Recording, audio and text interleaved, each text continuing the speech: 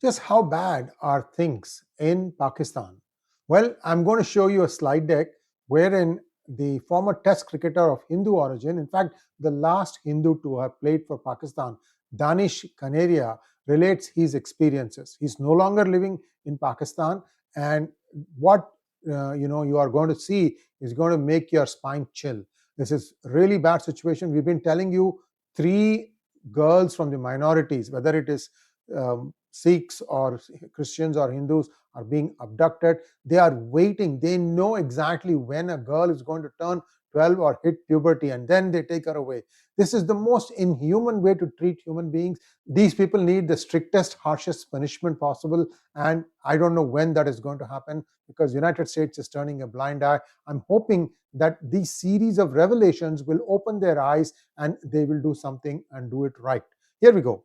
Danish Kaneria exposes the plight of minorities in Pakistan. Former Pakistan cricketer Danish Kaneria, the last Hindu to play for Pakistan, spoke at the Congressional Briefing on the 12th of March in Washington, D.C., in Rayburn House office in the Capitol building, and he revealed that his career was destroyed due to discrimination against his Hindu faith. By the way, I have to tell you, there was also one Christian player, supposedly, arguably the best batsman when he played, Yusuf Yohana, who was a Christian, and he was forced to convert to Islam so that he could lead the team. Essentially, they said that you cannot become captain unless you convert. This is what I've heard. He can clarify if it's not true. Otherwise, he would not have converted. The entire family converted to Islam, and only then he led for a few tests, and then, of course, he retired. So this is the status of minorities in Pakistan. Kaneria says, I'm a refugee from Pakistan. I'm here to be the voice for Pakistani minorities, Hindus, Sikhs, and Christians who are treated as third-class citizens. I have the complete video available for you that will air as a separate video. Do watch that one. He highlighted state-sanctioned persecution, abductions, and forced conversions of religious minorities in Pakistan. Kaneria said, Shahid Afridi, he has named this rascal, and several Pakistani players troubled me and refused to eat with me. Afridi repeatedly urged me to convert, while 𝗔𝗍𝗍𝗔𝗍 never did. But then he was a captain, 𝗔𝗍𝗍𝗔𝗍 was the captain. You should have told the others, hey, lay off of these people. What they want to do religious-wise is their wish. It is something that is inside your prayer room, that's inside your house. That has no bearing when you're playing cricket out there. I mean, these people are, I don't know, they hate pigs, but they act so pig-headed. The former cricketer has played 61 test matches and 18 ODIs, taking over 250 test wickets and 15 ODI wickets for Pakistan. He was the second Hindu player to play for Pakistan after Anil Dalpat.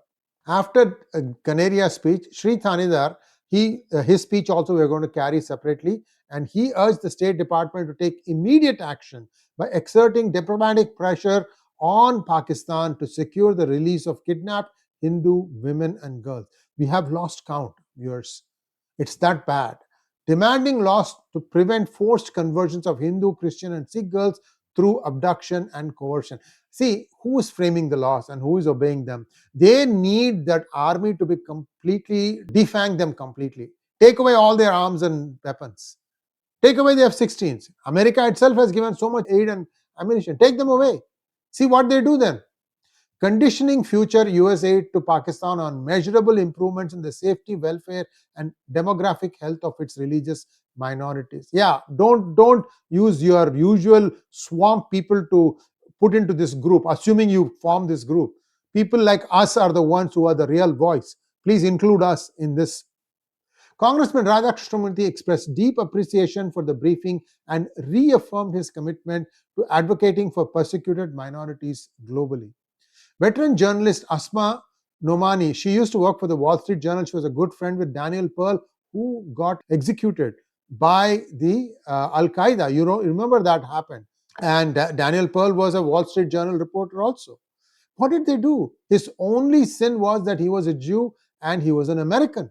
Pakistan thrives on radicalism, hate, and sectarianism. Hindus, Christians, Sikhs, Ahmadis, and Shias are treated as lesser humans. That's what Asra Nomani is saying. She has spent some time in Pakistan.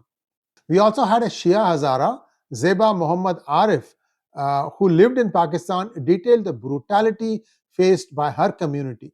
𝗍𝗑 condemned Pakistan's oppression of religious minorities, especially women forced into conversions. 𝗍𝗑 described how Shia Hazaras are often singled out for beheadings by Sunni extremists. All this started with funding from Kingdom of Saudi Arabia. Today they are all acting very nice. Remember this, viewers, money is still continuing to pour from Qatar. Remember all these people. She called for security guarantees from Pakistan before the US provides further aid. The time is now for the US lawmakers to act. They need to make sure that Pakistan, first of all, they shut down all these madrasas. Can US make sure of that?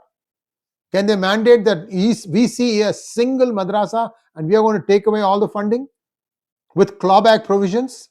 Do that and see what happens. Future US aid may be tied to Pakistan's ability to protect its minorities and enact reforms. Congressional leaders are pushing for diplomatic pressure, and I see this thing, I've heard this thing a lot, but finally it is the Department of State that goes ahead and acts on this. We saw what the rascals and scoundrels in the Department of State who were handling South Asia were doing. So I don't know. I'm not so sure that the people under Republican administration are going to be more keen and more able to really monitor this and make sure that no minority gets touched. It's really sad when you see these things happening with no respite. I mean, PGurus has been saying it for close to 6-7 years now. Go back and see the first time we had people talk about this on our channel. It's at least 4-5 years now. Let's hope that something happens this time around and that Pakistan complies, or it is going to go into 1,000 pieces and God save Pakistan. I think if that happens, automatically the army will get defanged. Let's hope that that's what happens, because these people are not capable of ruling themselves. Thanks for watching. Please like, share and subscribe to our channel. Don't forget to click on the bell button for notifications. Namaskar.